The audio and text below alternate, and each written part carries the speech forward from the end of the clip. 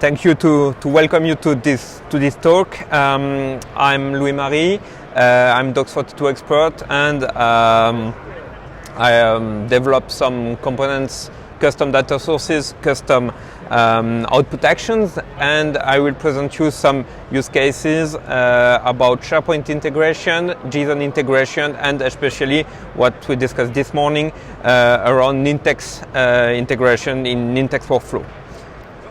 So the context is the customer is République Canton du Jura. It's a Swiss authority, cantonal authority.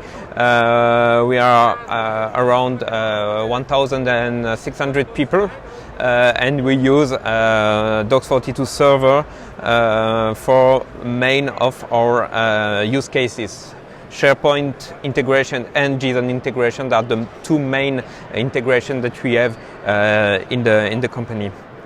So for the SharePoint integration, how we work with it, at the beginning we have the need to use data from SharePoint list, and we would like to store the data, store the documents into SharePoint. We would like to use templates with template management, and to be able to integrate with some systems like Beastalk, with some React frontends, or through APIs. Our constraint was that we mainly use the system to generate documents on demand. We want only administrator to access the templates with the production credentials, and business user to modify some templates on their own. The target is the user a simple process to generate document and ask to document for generate. And we need a platform which is stable and compliant with our IT system.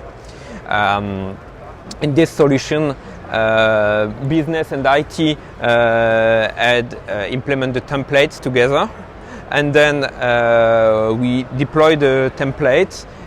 We deploy the integration directly into the code, and the user just have to click one button to ask the document to be generated and returned. And in some use cases, the document is deposed as well in SharePoint. What we can see here is the template when it's in edition mode, and this is the result at the end of the process. For the information, for 1 year we have generated more than 50,000 documents.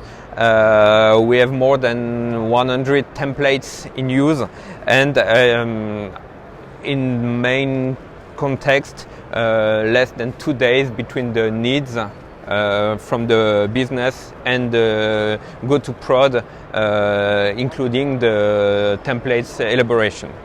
So let's go into the process. So, for example, here we have a business app where the user can set its own context, own content, and just after we have what is the template. So template is editing within Word directly. We have the ability to take some fields directly from the SharePoint lists. So we have all of the fields created by, modified by, the version if we want. And in this case, we have the ability to have some conditional fields in the model.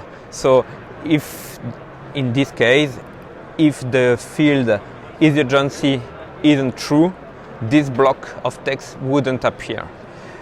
And in this case, the user can ask for on-demand generation of the document with a Word document generated to read it and maybe modify it.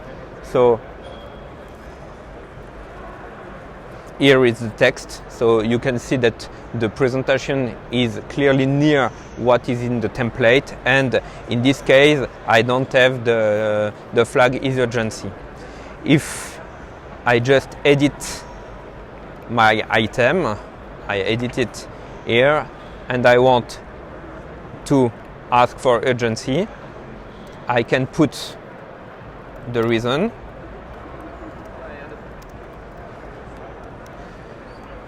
I can as well insert image data, and I just save my item. In this case, the data is stored into my SharePoint item. You can see directly here, and if I just regenerate the document, the condition will be achieved, and then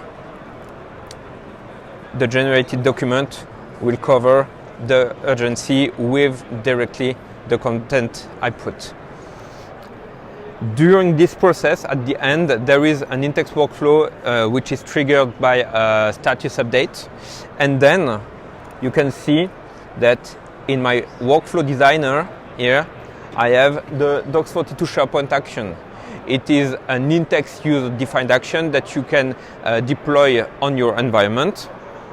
And when you double-click on the action, you have a lot of fields that you have to provide to comply with the documentation, such as the data map, the doc template where it is stored. So we manage this with Nintex variables and Nintex workflow constants.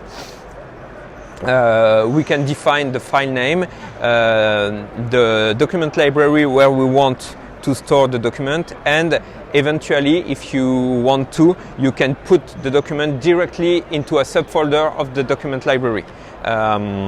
You can put as well input parameters, so you can provide key and values. So in this template, I have two input parameters, one which is intervention ID and one which is preview. And you can see that in my document here I have in my data map two parameters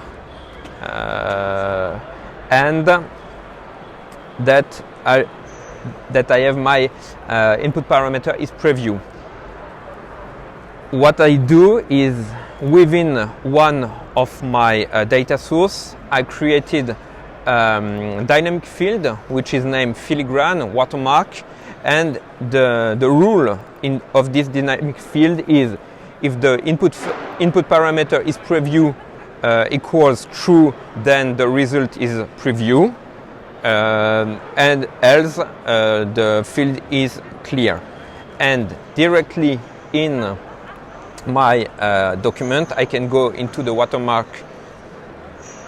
menu and set personal watermark, personalized, and there I can use directly one of the Dox42 field directly into my Word template.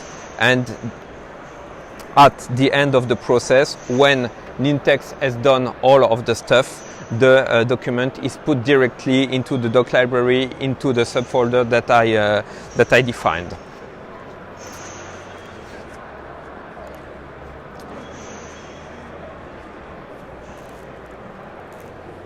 Okay, the second, so this is some info. We work on premise, but all what I present here is compatible with Dox42 Online, same features, same usage.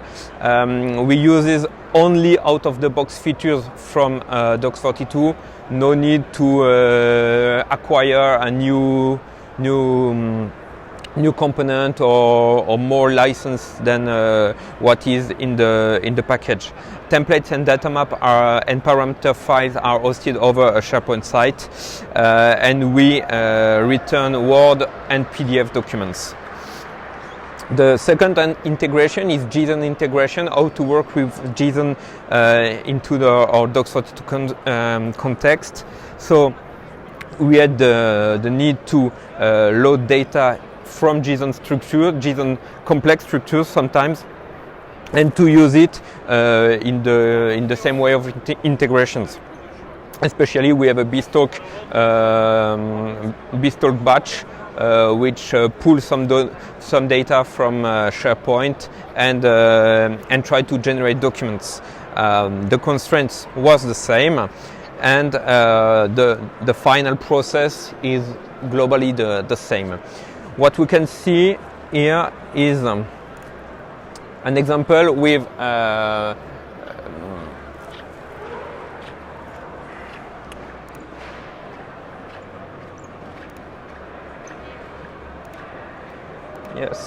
Yes. We have to generate vaccination certificates, and we have some data which are linked to the people, and we have some data which are linked to the vaccination doses. So this is a JSON array, and we have a lot of data. And as you can see, we have a bunch of data which is greater than what it represents directly into our SharePoint or doc template. So the doc template is there. So I have here my personal data with all of the data, and here you can see there is a repeating automat range for around my data source. So to provide it, I just say that I want to repeat for each line of my data source the generation of my table, and then I will pull each data from my row set. You can define it directly here to say, okay, I have my whole data here, which is taken from the input parameter, and then you can say that vaccination dose count isn't complex type, it's just an attribute that you can use as is, but personal data and vaccination data are complex type. And for each of these data, I have to create one new data sources linked to my bunch of data, global bunch of data, and then I can assume that there is each field that is not complex type. And then I can use the standard functionalities such as the field formatter for dates. For example, in my case, I want that the dates is each time format as day, month, years, separates per a dot. In the culture FRCH. The same, I could add some visualization configurations. And at the end, I can say, okay, I want to generate my document. So I can, in the case of only a first dose,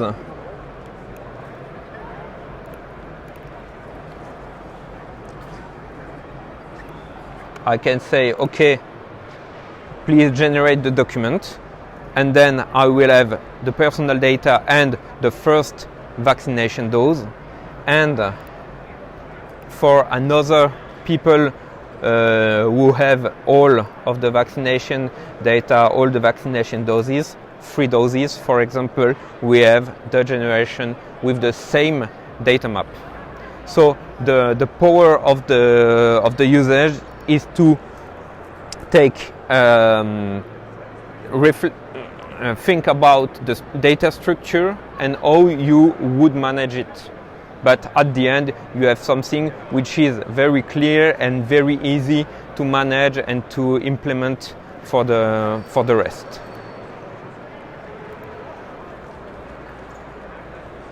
This is another example of a generic structure, how to generate a generic receipt from a virtual desk. For example, for our citizens, we have one generation which is possible, and then the callers have to provide the good data, and the data as processed, and the generation is just there.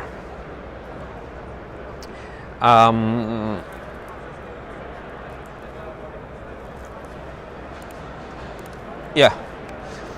So actually, we have 5 business processes who are allowed to use the same generic template in 3 weeks, and we count to develop this usage for more and more use cases.